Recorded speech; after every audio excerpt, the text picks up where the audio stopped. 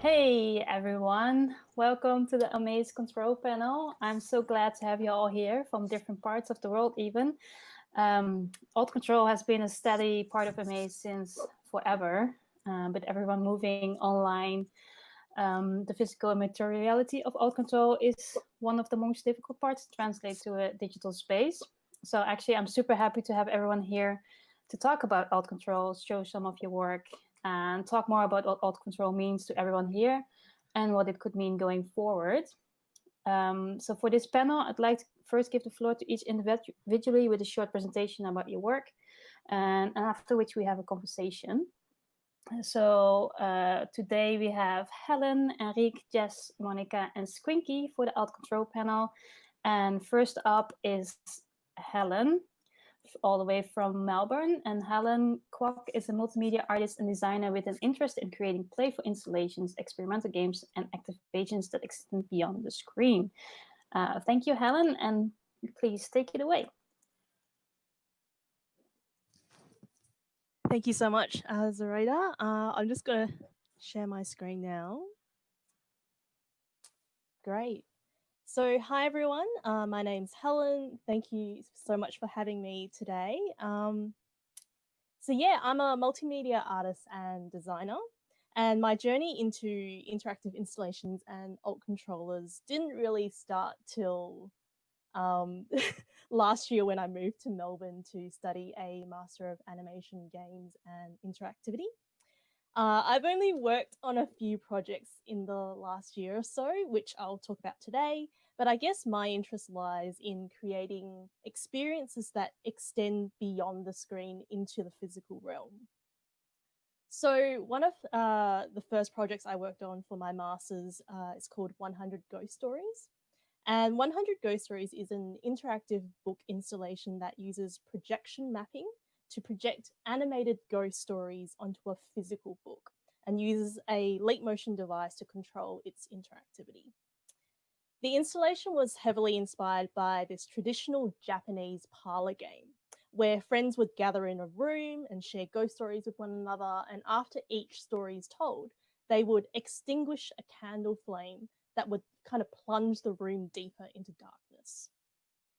And so I really wanted to replicate this experience in the form of a playful installation and ended up animating 3 ghost stories for the installation.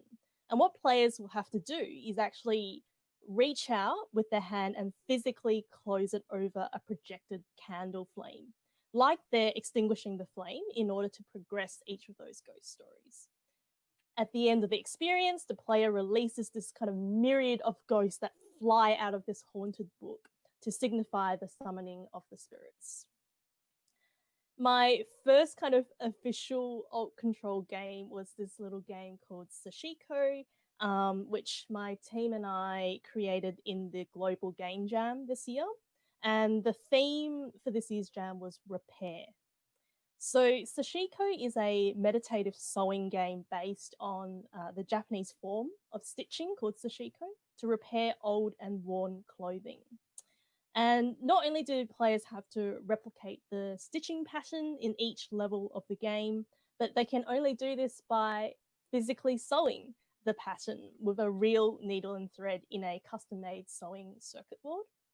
And here are some photos of our playtesters from the Global Game Jam party in Melbourne. The final project I want to mention is called Heart Tree. It's my most recent project for my master's. And Heart Tree is an interactive tree installation. It's about connecting players to the natural and indigenous histories of the place where the tree is located. Players can touch the tree trunk like they're feeling the heartbeat of the tree or the hanging ropes from the branches. And in order to play different soundscapes that were drawn from the natural and indigenous histories of the place. As I was dealing with touch sensors for the project, it was my first time doing this. I found myself learning how to use the Arduino and also had to make all of the physical components of Heart Tree. So weaving the tree trunk sensor from paper raffia and twine, braiding the rope sensors from string, twine, and LED lights, and then wiring everything up together so I can set it up on the tree. And here are some stills from the installation itself. That's me touching the tree trunk and the ropes to kind of play different soundscapes. And also multiple players can play Heart Tree at the same time to create different layered soundscapes. So yeah, this is Heart Tree, and you can check out all the videos for these projects on my website at helenkwok.net. And if you have any questions, you can contact me via Twitter. Thank you. Thank you, Helen. This is super interesting work. We're going on to the next person, who is Enric, originally from Brazil, but currently in Montreal, Canada. Enric is a game maker and researcher doing his PhD in Concordia University. Please take it away, Enric. Hi, thank you. Okay, so I'm going to share the screen. Is it showing?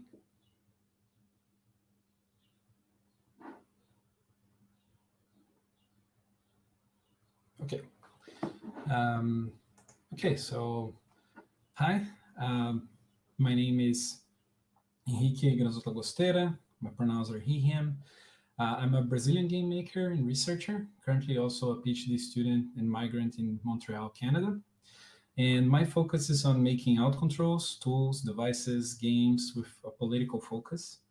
I work towards this mix of anti-capitalism, alternative ways of making and circulating games, alternative ways, and community organizing and education. I got into out controls and games with unconventional materials because of the potential I felt in them to create estrangement, break with expectations. I saw them as these great invitations for kinds of play that nudge us to relate differently with the people and the environment around us. And I feel they have this potential to subvert the games industry status quo in terms of materials, production, circulation. And that is part of what I've been trying to do on my game making and research. So I'll mention two of these projects on some more detail. So Cook Your Way is a research project and cooking game about immigration systems and capitalism. It is both about like how borders are enacted in multiple situations, the quote unquote good immigrant narratives, and the importance of foodways and how they get uprooted.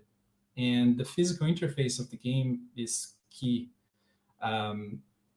What materials and people are made to quote unquote fit into the requirements of these systems, under what circumstances, what gestures are allowed or valued, what are the power relations in all of this. And lately, I've been thinking more on the infrastructures and the large-scale systems that shape digital play around the world, from patents to global division of labor and access to electronic components to colonialism to imperialism. So one project related to that is Gambiabo, which is a set of do-it-yourself cardboard devices to play video games by reusing keyboards, mice, and other devices like gamepads maybe. They were made to play games like driving characters around an apocalyptic world ruled by cars, or making tangible the abstracted labor of crypto financial speculation, so like Bitcoin mining with an actual sieve. And I believe this kind of popular do-it-yourself creation should not be appropriated by corporations or be constrained by the goals of platforms. So that's the reason for this project. And this concerns with like production, circulation, anti-capitalism, access, they're all huge questions. And I believe that collective power and knowledge is needed to tackle them. And that focus kind of guides my participation in collective projects like Peteca, which is a grassroots Brazilian community organizing around this decentralized, alternative, anti-capitalist game events and different forms of game making and circulation. And also another collective which is trying to build like this open and collaborative list of tools and processes to make out controls in the outcontrols.info. And finally, on another project that I'm starting out with some other folks about like making do-it-yourself street arcades with reused materials. So this are the kinds of things that I've been working on. And that's what I've been up to. Thank you. Thank you, Enric. So next up is Jess, who is also in Montreal. And Jess is an award-winning queer game designer, writer, maker, teacher, and PhD candidate from Théâtre Montreal. Please go ahead. Just loading my presentation, apparently. So, hi, my name is Jess, and I'm a queer, non-binary PhD candidate, writer, and game designer. I do research creation, or making things as a way of thinking through and researching them. My dissertation work focuses on what I call physical-digital hybrid game experiences. I've been designing games since 2013 and once co-directed an art games incubator focused on wearables and alt controllers.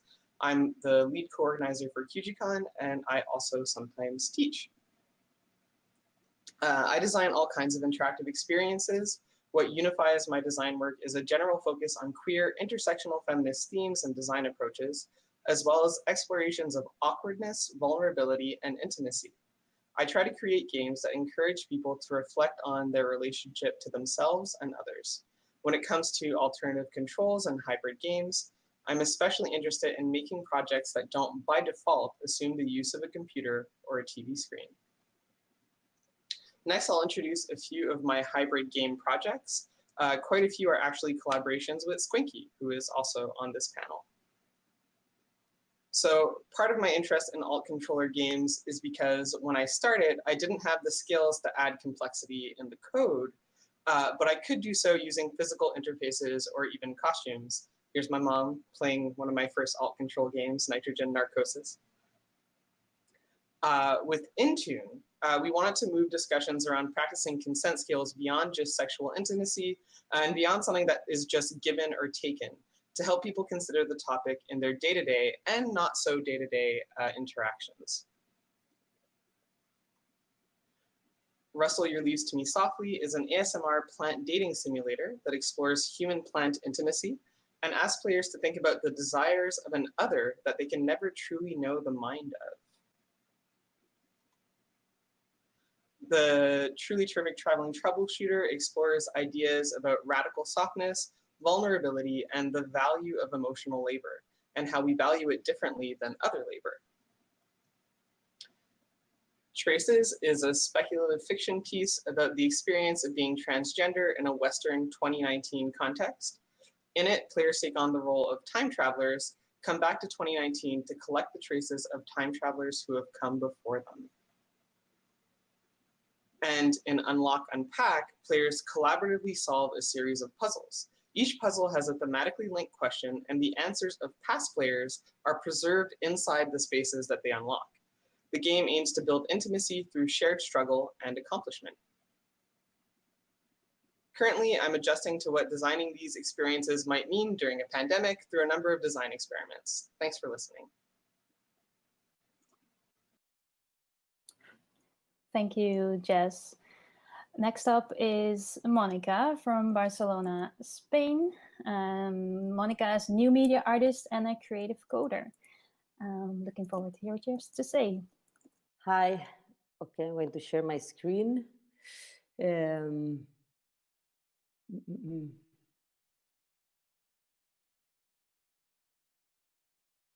Okay.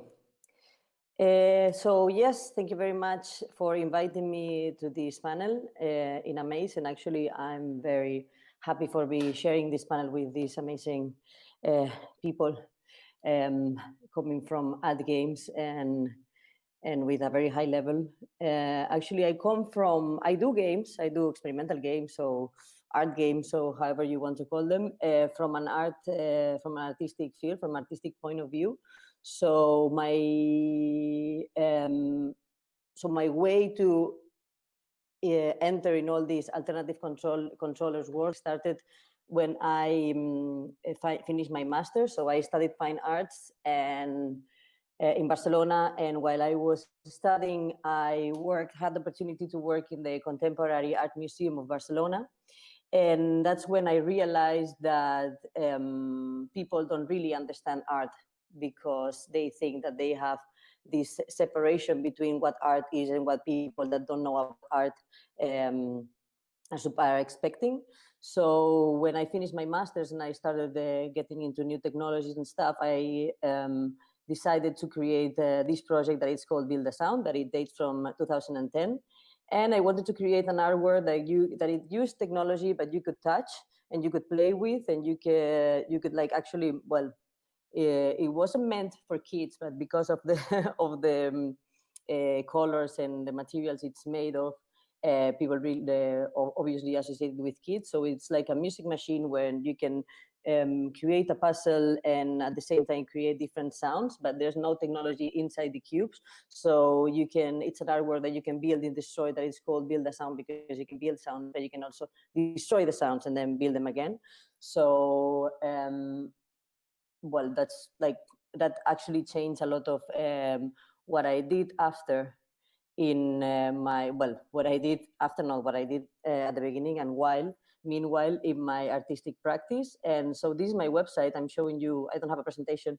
I thought it was easier to show my website, and I actually divide my work in 3 parts, not because for me, because it's easier to think about them in 3 different parts, which you can see it's work, it's games and education, that you have them over here.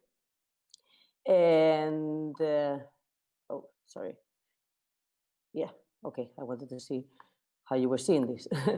And yes, so I like to think art as a tool, and I use art for taking people to other stages, or to other situations, or to other knowledges, and that's why I use art for education. And I also think that using games as an art form helps me to bring people through play or through at their own experience to the places where that I want to express, the things that I want to express.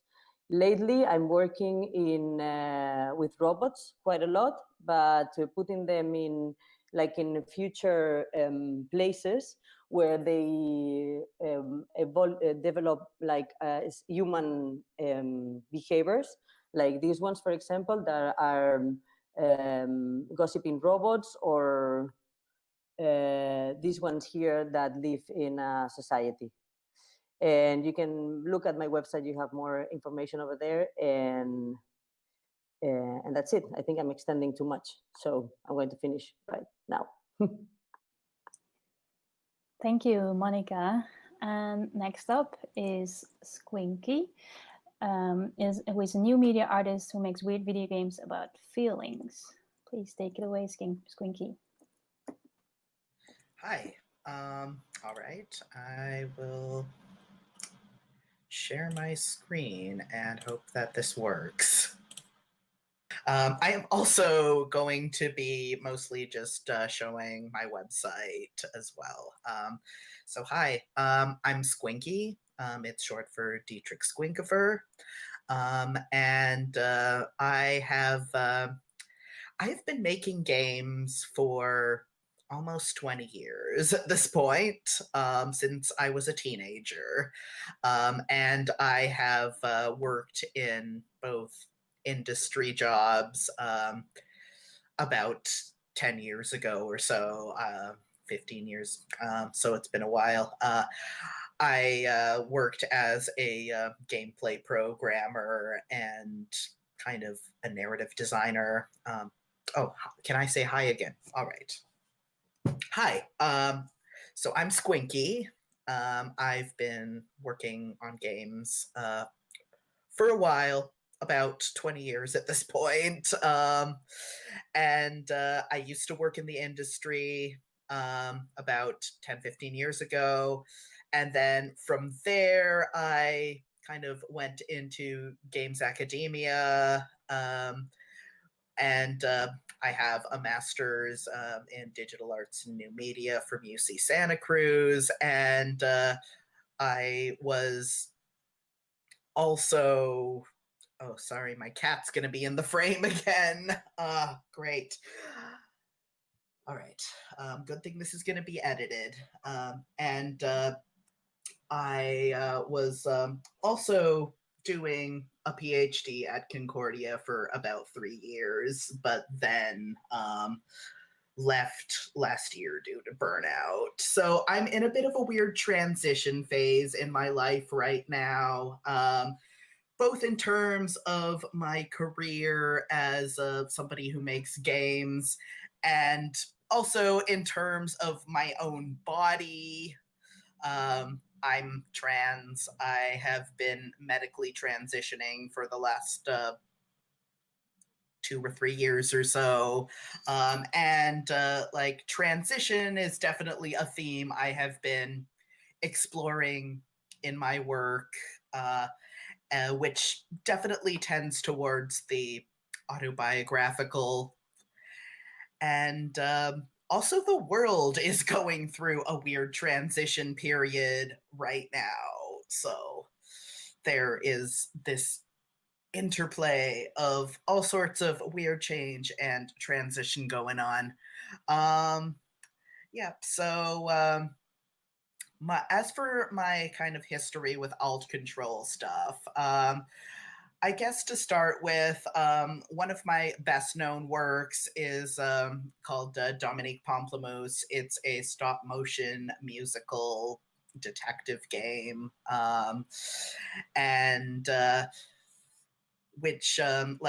so it's not strictly an Alt.Ctrl game, it's a digital game, but uses like a lot of physical materials as art assets, which is a theme that I like to revisit. Oh my god, sorry about the cat.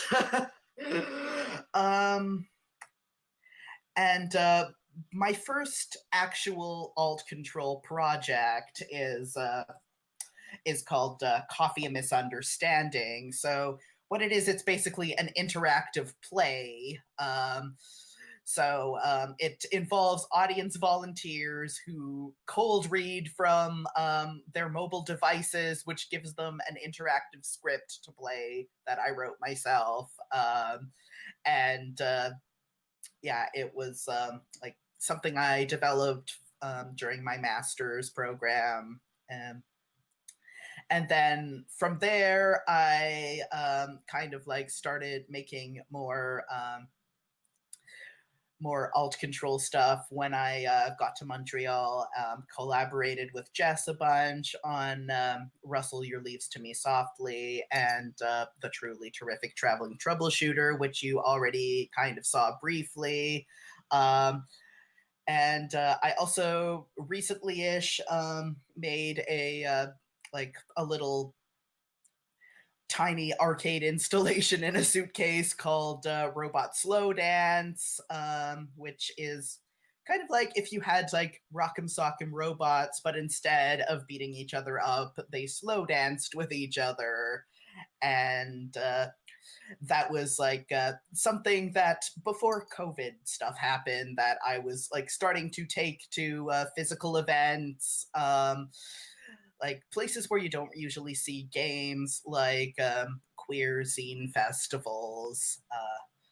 And recently, I've, like Jess didn't mention this, but I've been collaborating with them and a couple of other people, Allison Cole and Jenny Bacon, on developing LARPs.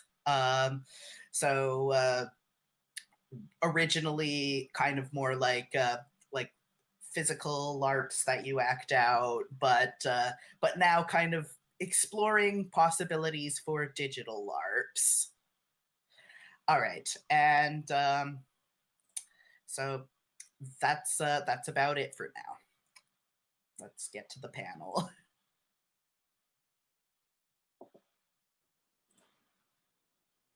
Wow.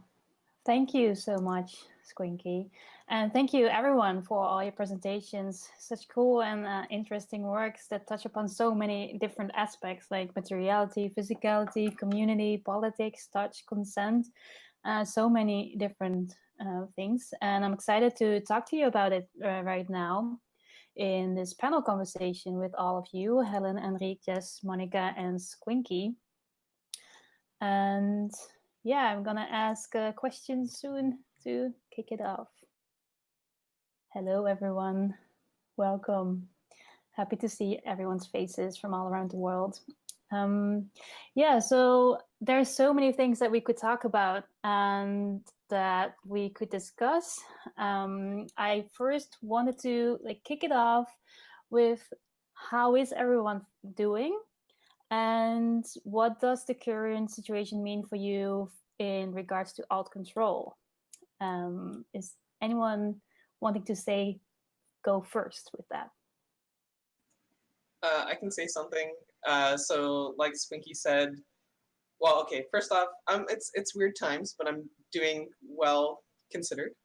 And yeah, so right now, like my work is very, very physical often. So I had to interrupt playtesting, for example, for a game because it wasn't safe anymore for playtesters. And now trying to adapt to like an online space, seeing what interactions that still connect people like synchronously, but like through digital and like mediated interfaces. So one of the projects that Squinky and I just finished doing the first theater run of is a game called Strangers on the Net, which is a live action online game that you play entirely through Discord. And maybe we'll say more about that later. Okay, thank you. Yeah, Anyone else? I'm actually also in a similar boat where for Hearttree, originally the last phase of the project for my master's is playtesting, but because of COVID-19, that had to be postponed as well. It just wasn't physically possible to do any playtesting. So yeah, it's interesting because my research inquiry around Hearttree is about physical and tactile interactions, and it's interesting how, because of COVID-19 and the kind of, I guess, the concerns around physical touch is such a big thing. Yeah, it's something that I haven't quite resolved yet, but hopefully some ideas pop up from this discussion today. Yeah. Well, here in Barcelona, they just told us half an hour ago that we're going back to kind of a quarantine state thing, like very flexible, but everything is quite confusing because it's only in Barcelona city. Well, I think in Australia, you're kind of in a same situation in Melbourne.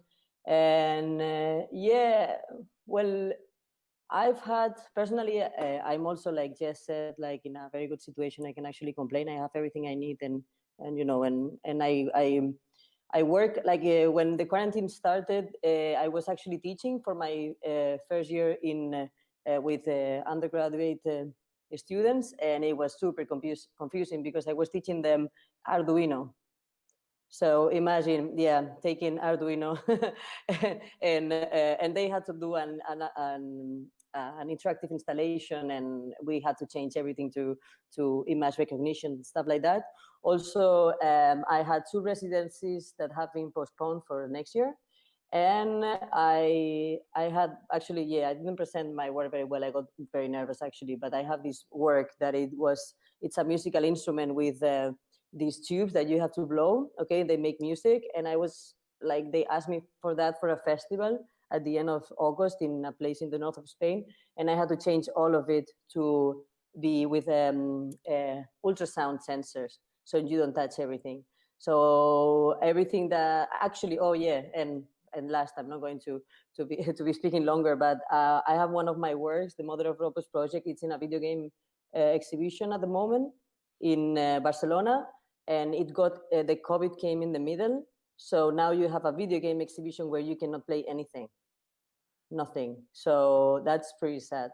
But in the good side, I gave my first workshop after COVID a week ago, and it was nice to have, it was for kids, and it was nice to have a very reduced group of kids, very well organized, not that chaotic sometimes. So that was a good thing.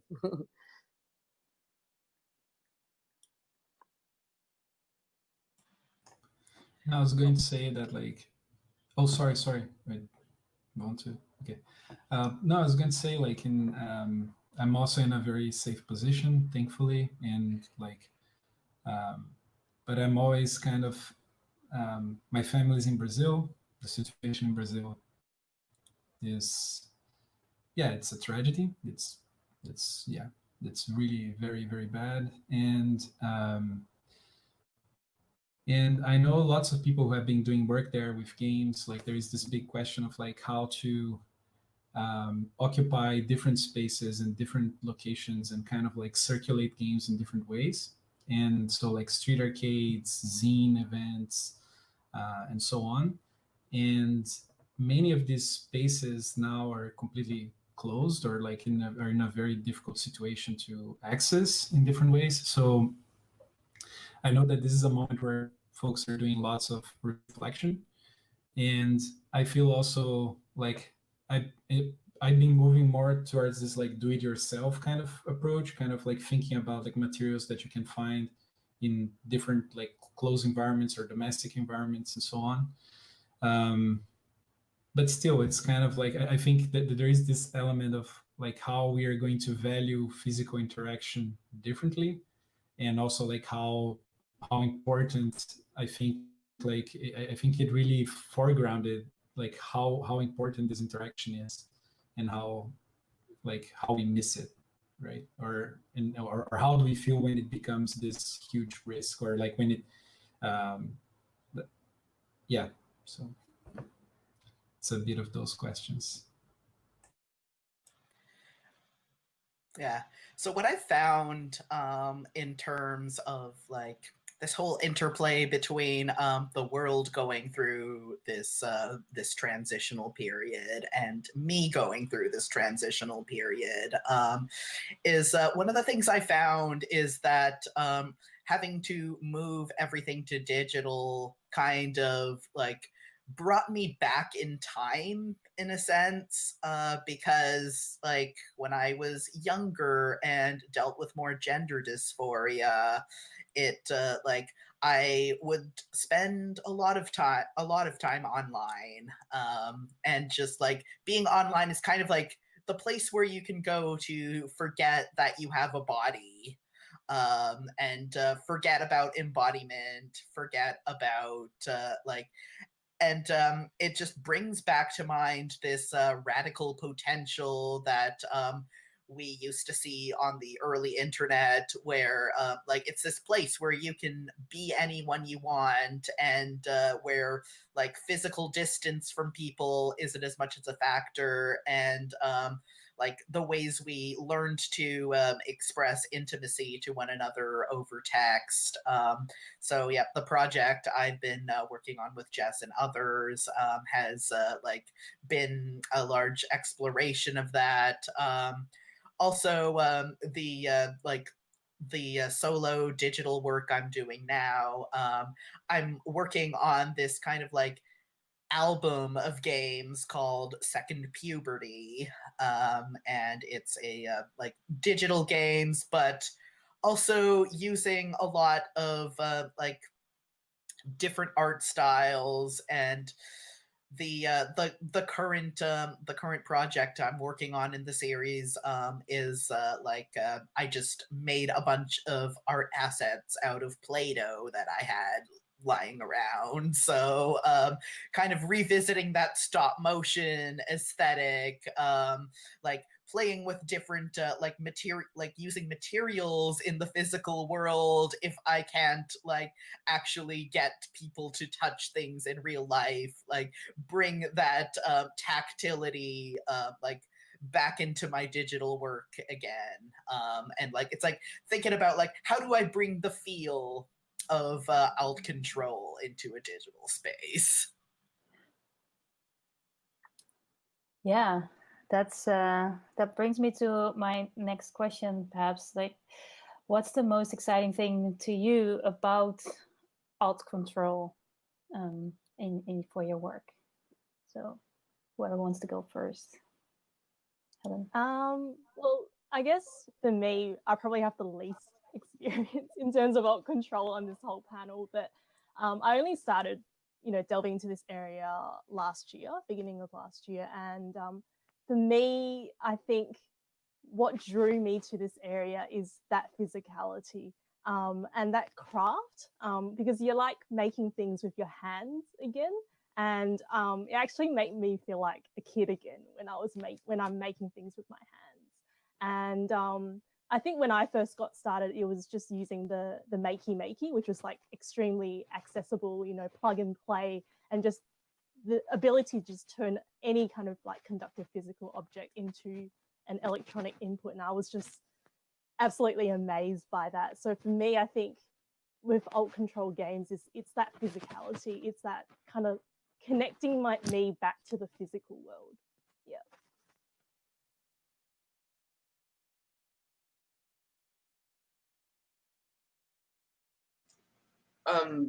So in my case, I draw a lot from theater and LARP when I'm considering like Alt.Ctrl. So I really like mediating physical interactions. I like the way that Alt.Ctrl can kind of turn the play space into like a stage, or I don't know if there's a drinking game for every time someone says the word liminal in terms of like Alt.Ctrls, but like I really like that transition between like the outside world and like the Alt.Ctrl space, or like, so I kind of think of my Alt.Ctrls often as like a little mini stage, like speculative objects, that sort of stuff. And I definitely find like the interactions between people to be like very exciting, and the different materials are fun to play with, and it is fun to make stuff and think like what's the game feel when you literally feel the controller, for example. So like kind of expanding on that, one of the things I love about Alt.Ctrl is like the reminder that games are made by human beings and also played by human beings. Because like, yeah, like a lot of digitally mediated experiences can like feel very slick and commodified, and like going back to that handmade aesthetic and reminding people of arts and crafts like just brings the humanity back into it in this really beautiful way. And I just really love that. Yeah, if I can talk about that, that's also something that really excites me in Alt.Ctrls, like because you can make all the materials and the machines and the environment involved be this kind of like semi-recognizable thing that breaks a bit with like the expectations of how you approach it, or like what kind of relationships are going to happen. And this kind of also like it kind of breaks a bit with the black box of these commodities. So like you break apart the PC, you break apart the screen, and you can kind of like, or the sound and where the sound is coming from and light and so on. So I feel like it really brings this idea like that it's a plurality. Like it doesn't need to be like one specific kind of arrangement that is mass produced and happens in a specific way, and everyone involved in it works in a specific division of work and so on. So I find that really exciting. And I think that also like when players encounter that, there is this element of like just estrangement that is really, I think this is super valuable. It's something that is really productive. So that's something that really excites me about doing work with Alt.Ctrls. Yeah, well, you both said two very interesting things that for me that I like from alternative controllers or objects, interactive objects. So that it's like reminding people that video games or games are made by humans, and you and Rick were talking about the error, no, the error and the reappropriation of the people taking over the device and using it as a different thing. When I started, like, well, when I started doing like alternative controllers, I didn't know what I was doing. I was just messing up with toys and transforming toys with Arduinos and trying to make a different thing. It wasn't until 2015 when I went to TAC in Concordia, when I met Jess, and that I knew what all this thing was about, what experimental games was, what there was a different thing, in video games that can be also, physical and art and outside the screen. And I always had the video games forbidden in my home. My parents didn't want me to play video games. Super bad, So that for me was a way. I was sneaking some video games, especially Monkey Island and stuff like that in my house. But but that to be in touch with other people from TAC in Concordia really opened my mind in a very good way, in very different aspects of my life. And then I don't know. I actually stopped saying that I was making art to say I was making games. Well, depending on where I go, I always say the same. I make art or games because it's funny to change. Like if I go to an art festival, I say I make art. If I go to a games festival, no, the other way around. Yeah, art. I say I do games, and because I'm like kind of in the middle, and I really don't know what I'm doing. I just want to take the objects and change them. So actually, it's not alternative controllers. It's alternative approaches to life through objects that have technology. And with the robot series that I'm doing at the moment, I'm questioning our relation with artificial intelligence. And as you, Squinky, said, remembering people that technology is made by humans. And it's not a competition against technology, and especially not against artificial intelligence, because we are limiting the possibilities of artificial intelligence, trying to make a copy of ourselves. And we are limiting us more and more, trying to compete with machines in general. And I'm going out a little bit out of the alternative controllers, but that's how I use them for, like just using the object to rethink reality. And I think it's the best way. And putting it as a game, as I said, like you make people more relaxed, you make people have their own experience, it's super good. Yeah. Going off of that just a little bit, Enric and I have had these conversations about like the term alternative controller, and like it's not one that I typically use, although it's one that I find useful when I'm like looking for work that's like my work, because like it goes so far beyond just like the controller, which I think is like what most people think of when they think about the alternative controller stuff. I like to think about control and like what that means, but like it's so much more than just like, oh, like it's a like video game controller or like handheld interface that lets you do something a little bit funny, like it's a giant trackball, or it's like a funny controller, like and so I think we talk a lot about alternative to what, and like what is the alternative part referring to. But yeah, I don't use the word like alternative control in my work typically. What word would you use for it, or what words, term? So I use like the term hybrid a lot. So yeah, like a physical digital hybrid. This is also a term like some other folks use. But yeah, like, cause it goes far beyond like the controller. It's like the whole experience flows out of like that alternative interaction. So like there's no screen. It's not necessarily like a traditional video game where you're controlling something on a screen. They're like, so like, yeah, like it expands the term a lot.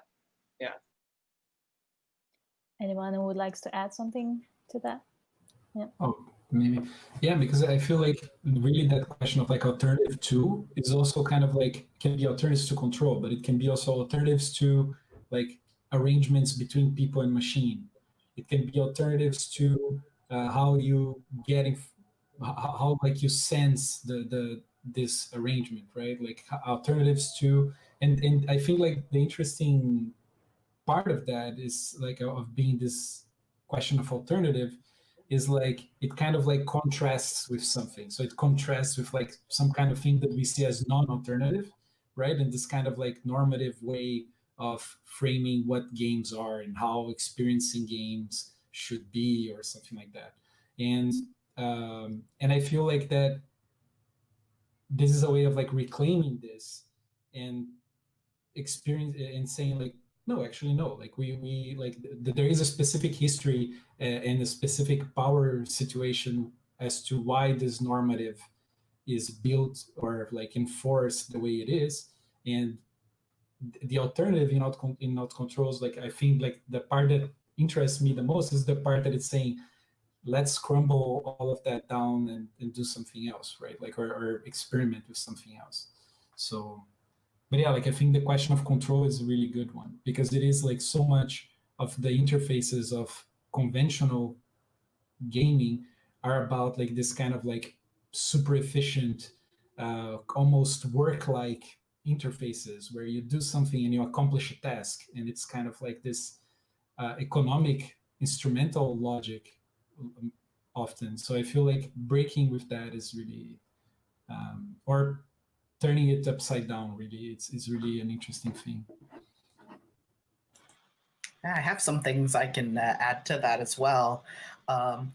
So like, I guess like riffing on the word alt, it definitely brings to mind like some of my background in queer games, and especially like engaging with Bo Ruberg's academic work, and also like the work we've done together on QGCon. Which like Jess is currently the lead organizer for, though I guess like we're still in the middle of figuring out what we're doing online, so that's been exciting.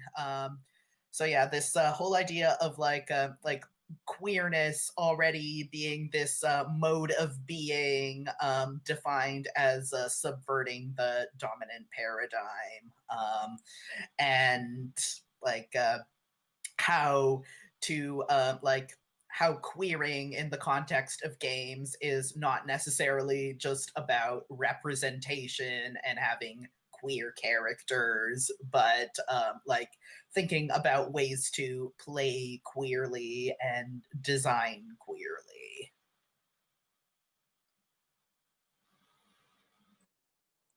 Yeah, wow, thanks. Also, that brings me to another question that I had, is like, what kind of themes and topics can be explored in your opinion with Alt.Ctrl for your work?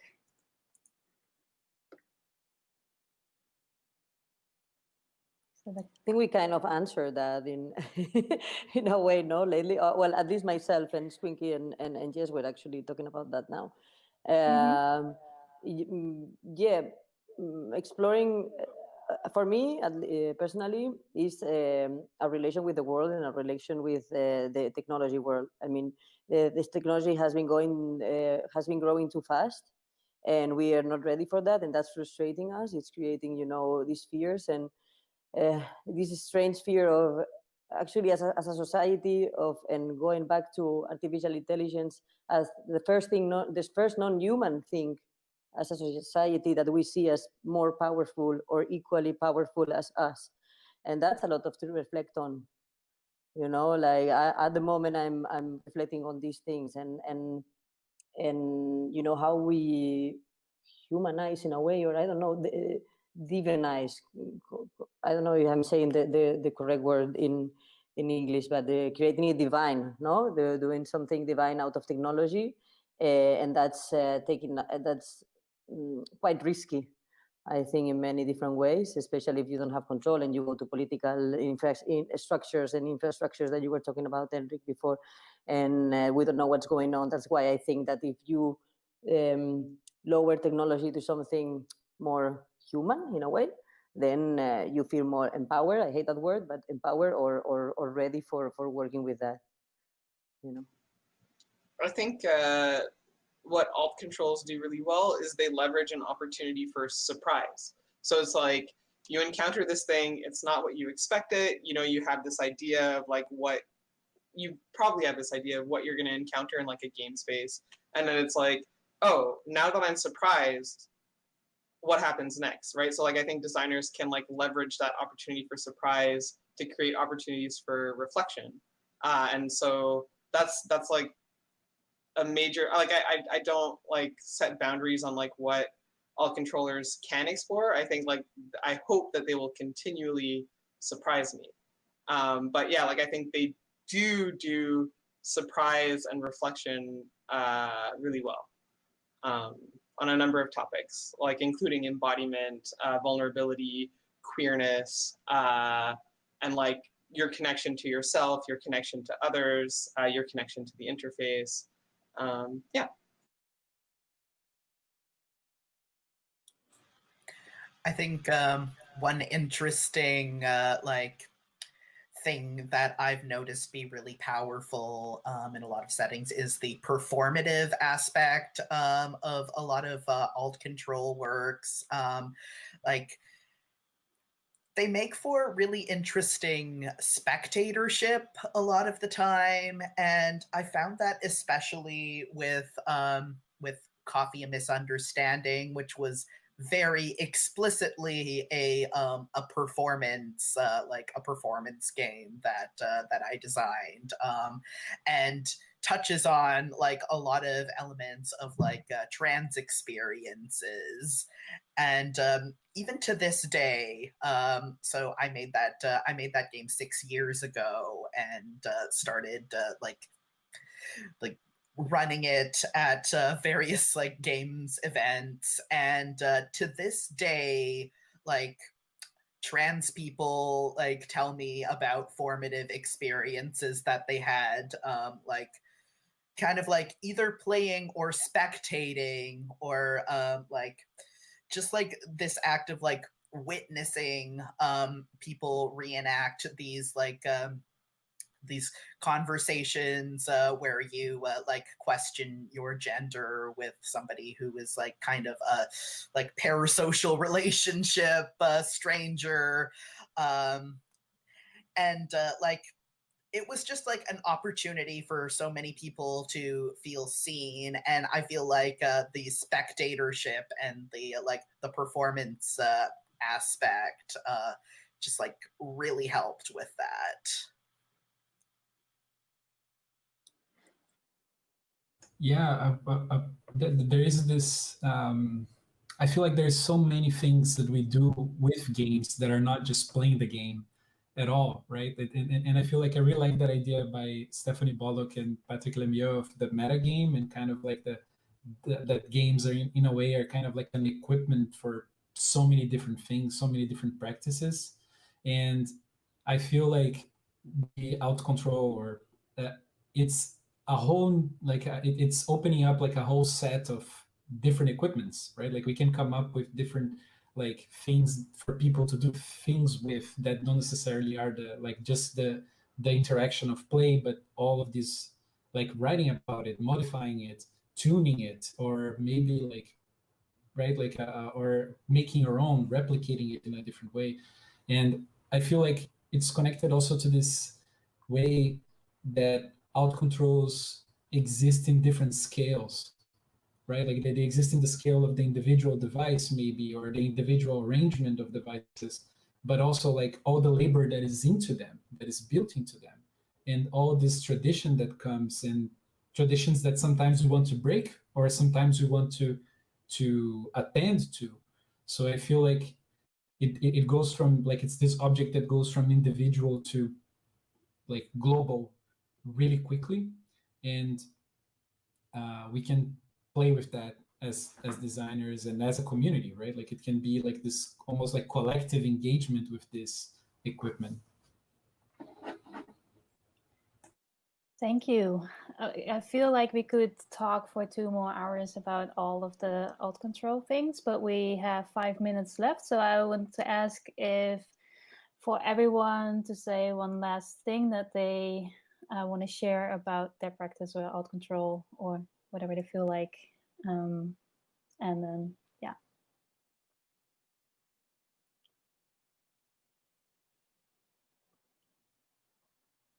Should I ask? Okay, I can ask a question. Actually, because we're in the game space or operating inside the game space, some less, some more. So I was wondering, what was the most unexpected place that you put your work, and what responses were there? Well, I have a quick answer for that, maybe. One place that I never thought that I would be putting work, it's in a trampoline park, because we did, well, because of what I was working on, I was invited to work in this project about a video game that you play while you're jumping on a trampoline. And it was this guy, and we created, he was like very motivated with that, and we did 10 sets in the same room. It was a room, it was all dark, and you could open and you could see 10 games with the projector and your bracelets with lights and stuff, and you were working, and that was quite crazy. It was very nice. Didn't last long though. He didn't do a big business with that. And then we did smaller ones, but not the 10 of them. But that was very good to go inside, a place where no one knew. Like in Spain, people don't have much knowledge about new media art in general. And with you say games or video games, they think about computer games. And imagine the kids going, or kids not so kids going inside a trampoline park where they go there to jump, and they open the curtains and they see like all this crazy like thing, and that was very good. I mean, I don't think that the context like around it that I've shown games have been particularly unusual, but I certainly never expected to show a game project like project it on an underpass in Dumbo or whatever that New York neighborhood is called. So that was pretty cool for Come Out and Play.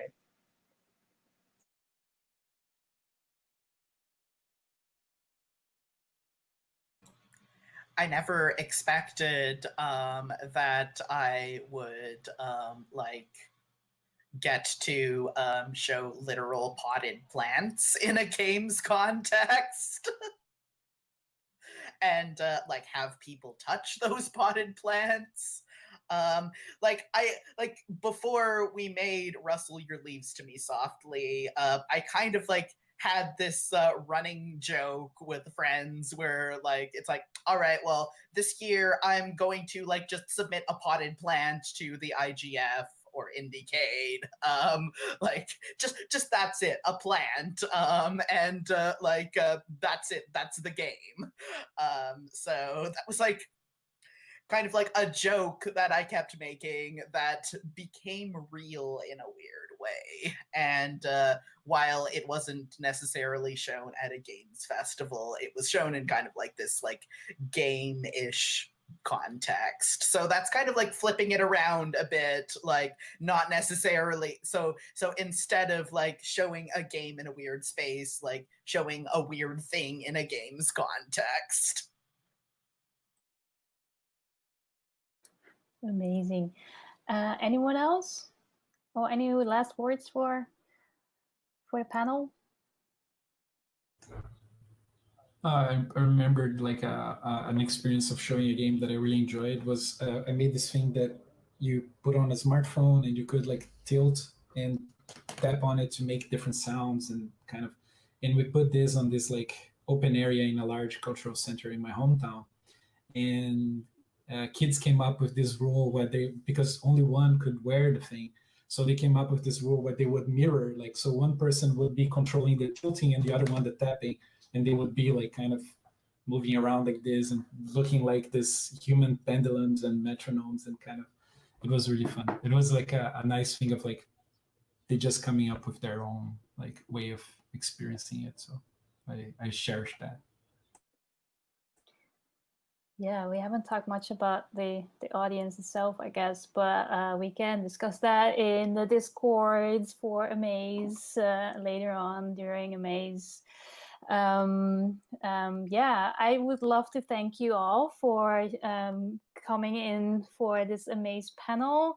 I really love all your work, and I love that you were all here and got to share a little bit about your work and your thoughts and about the current situation, how it is at the moment, and bringing everything online so everyone can look at the Amaze schedule and see links to your work and check it out more, because that's worth it. And yeah, really, thank you so much. Thank you. Thank you. You.